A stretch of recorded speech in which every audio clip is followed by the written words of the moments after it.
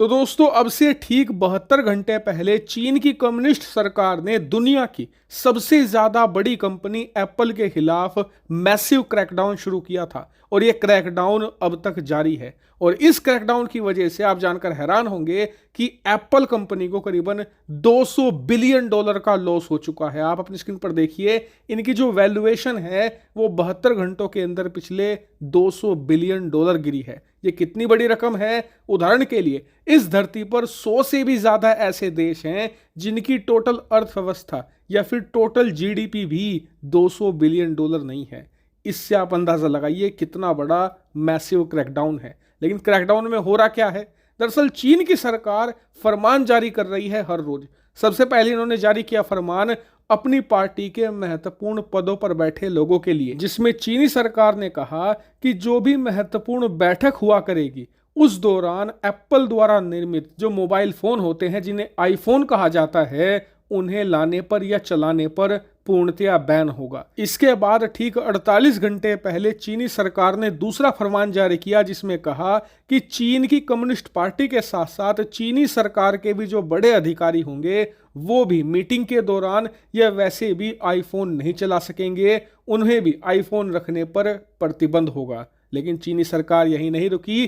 चीनी सरकार का डंडा अब से 24 घंटे पहले फिर चला, जिसमें इन्होंने ये ऐलान किया है कि अब चीनी सरकार के अधिकारियों के साथ साथ जो नॉर्मल एम्प्लॉय होते हैं, सरकारी कर्मचारी होते हैं, उनके भी आईफोन रखने पर प्रतिबंध होगा। और ये प्रतिबंध चीनी सरकार बहुत ही ज्यादा कठोरता से लागू करेगी। हालांकि अब आपका सवाल होगा कि चीनी सरकार एप्पल कंपनी के खिलाफ ही इतने ज्यादा कठोर कदम क्यों उठा रही है, इनके पीछे ये क्यों पड़ चुके हैं? तो देखिए, इसका सबसे बड़ा कारण ये है कि पिछले 2 साल में एप्पल ने अपनी बड़ी बड़ी विशालकाय जो फैक्ट्रियां चीन में मौजूद थी वो शिफ्ट करना शुरू कर दी थी। और अब हालात ये हैं कि अपनी ये मेजर कंपनियां चीन से उठाकर भारत में ला चुके हैं और भारत में इस साल से ये मेगा लेवल की मैन्युफैक्चरिंग करने जा रहे हैं। और एप्पल का ऐसा करना ब्रांड चाइना के लिए एक बहुत बड़ा धक्का है, क्योंकि आप याद रखिए कि एप्पल ना सिर्फ दुनिया की सबसे बड़ी स्मार्टफोन बनाने वाली कंपनी है, बल्कि वैल्यूएशन के लिहाज से ओवरऑल देखें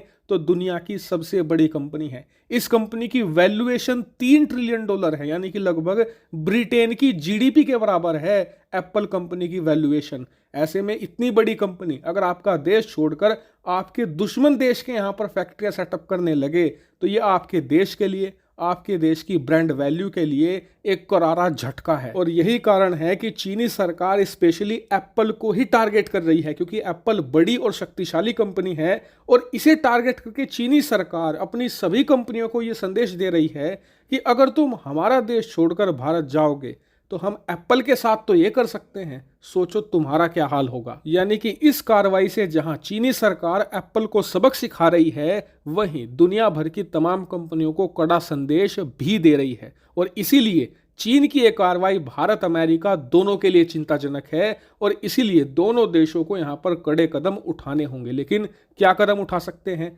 तो ऑप्शन बहुत कम है इस केस में। इसका कारण मैं आपको बताता हूं। देखिए, आपको याद होगा कि कोरोना काल में 2019-20 के दौरान ही भारत और अमेरिका दोनों देशों ने चीनी कंपनियों पर एक से बढ़कर एक कार्रवाई करी थी। और चीन की जो सबसे बड़ी स्मार्टफोन निर्माता कंपनी है हुआवे, उस पर कंप्लीट बैन लगा दिया था। लेकिन चीन ने उस समय इसका बदला नहीं लिया था, वरना कायदे से तो चीन को उसी समय एप्पल पर पूर्ण बैन लगा देना चाहिए था। क्योंकि जिस तरीके से हुआवे चीन की सबसे बड़ी स्मार्टफोन निर्माता कंपनी है, एप्पल अमेरिका की सबसे बड़ी कंपनी है, तो ऐसे में इन्हें जवाबी कार्रवाई में एप्पल पर बैन लगाना चाहिए था। लेकिन इन्होंने ऐसा नहीं किया। वो इसलिए क्योंकि चीन को उस समय अच्छे से पता था कि भले ही हमारी कंपनी हुआवे बैन हो चुकी है अमेरिका में, लेकिन फिर भी हम एप्पल को बैन नहीं कर सकते, क्योंकि एप्पल अपने लगभग सारे स्मार्टफोन उस समय चीन के अंदर मैन्युफैक्चर करता था, जिससे कि लाखों चीनियों को डायरेक्ट और इनडायरेक्ट तौर पर रोजगार मिलता था। चीनी सरकार को दबाकर टैक्स मिलता था कई सौ बिलियन डॉलर का। और सबसे खास बात, एप्पल अपने साथ ब्रांड वैल्यू लेकर आता है। जब आईफोन आपके देश में बनते हैं